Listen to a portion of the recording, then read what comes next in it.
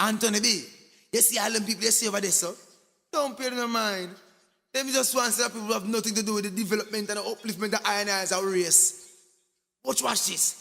Well, it's Anthony B, but you want them gone and safe. Mama Africa, Still how I feel struggle. Mama Africa, Stand the unit of a jungle. I'm coming home. A big aspect of this, which seems to be in the background because of all the entertainment and everything, is that what we can't forget is that we are hoping to raise some money for a couple of charities. The main one is run by Patrick Augustus there.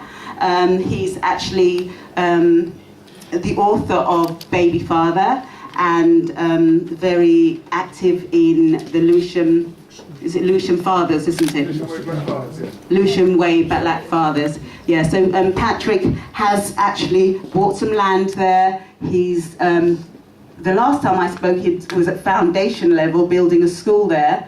And I'm not sure how far. Did you want to say anything, Patrick, about it?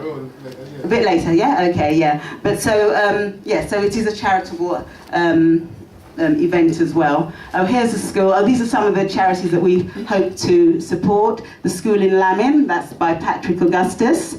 We also have Ray Gibber, who runs a charity, Lend a Hand charity, Lend a Hand Society. And what they do is to sponsor youth in school, to see them through school, and also to make them employable, you know, whatever their strengths are. There have been some very successful ones who've come into the media and teachers. Sharon, a big round of applause, please. Thank you, thank you, thank you. Like Sharon has said, my name is Raymond Jiba, and I am from Gambia, a Gambian. And generally my charity is about supporting young people. Okay, just to give us a flavor of why it came up in the first place. It's, I happen to be, like in that part of the world, you have to pay school fees to stay in school. Yeah. If your parents can't afford that, that means you have no education. I came from a poor background. My parents couldn't afford it. Somebody left Sweden to go to Gambia on holiday. When they arrived, they realized, they saw the reality on the ground. Possibly something happened within her. When she went back to Sweden, started raising money, supporting young people, eventually schools in Gambia. I happened to be in one of those schools.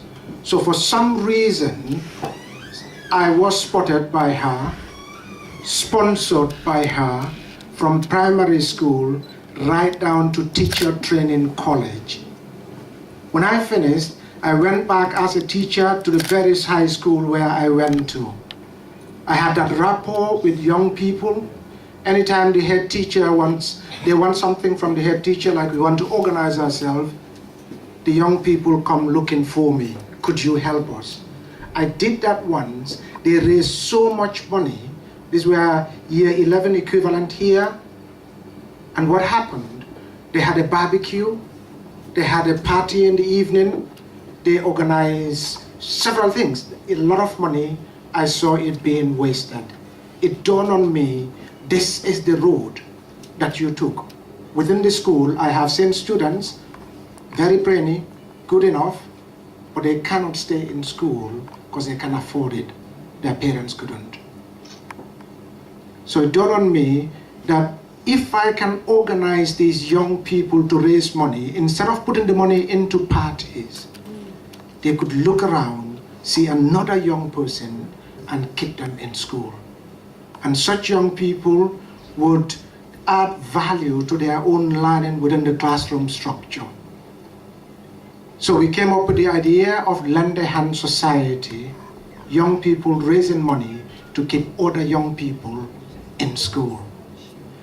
What then happens to that young person who's doing everything, raising the money and helping another young person?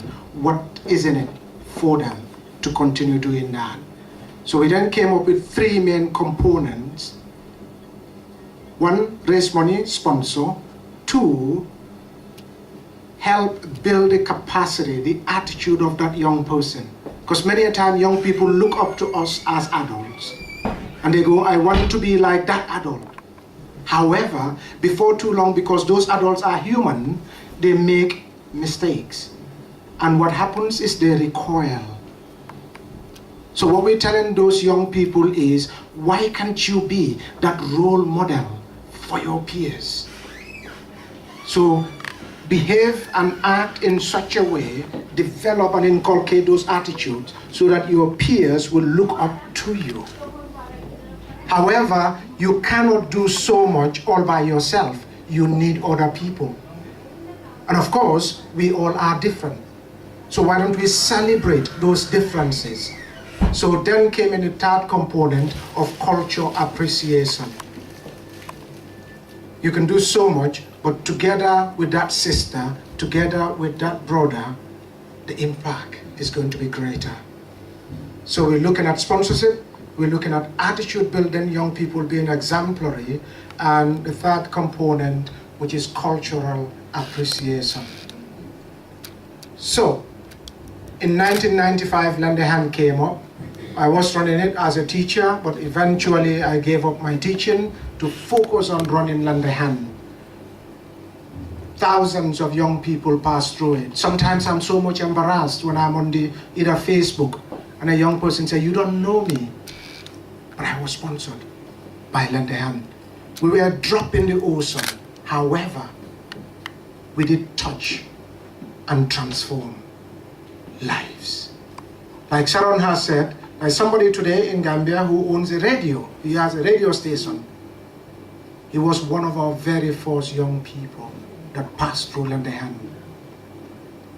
So I believe with people like Sharon and Ariwa coming to our aid, there is much more lives that we can touch together.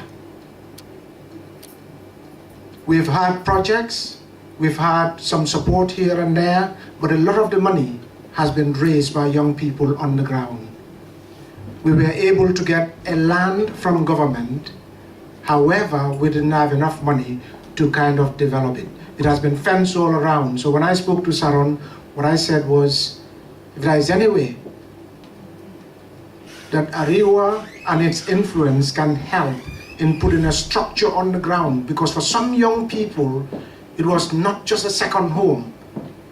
Once they come from school, that's where they report. But unfortunately, the rent and overheads was so much that we couldn't keep the center. We have our own place, but there is no structure. So I believe with organizations like this and your own personal influences as well could help. And together, we can continue to transform lives. Now that bit there which we see is a current program that's being organized by Lend a Hand. Hope is You is where they raise some second-hand clothing and that sort of thing within Gambia itself.